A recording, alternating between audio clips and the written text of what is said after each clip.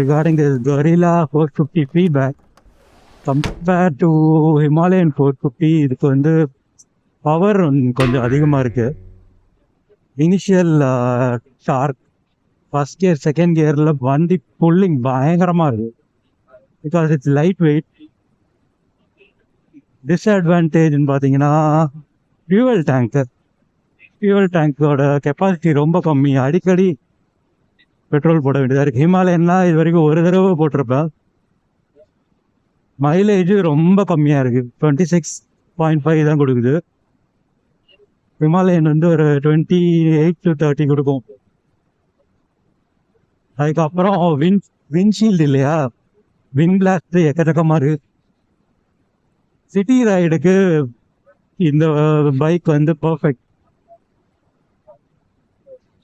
ஸ்பீடாகவும் போகலாம், மேனுவரிங் பண்ணலாம், லைட் வெயிட்டாக இருக்குது, குட்டியாக இருக்குது, மோர் கன்வீனியன்ட். ஹிமாலயனில் தெரிகிற ஹீட் வந்து இதில் தெரியல, எப்படின்னு தெரியல எனக்கு.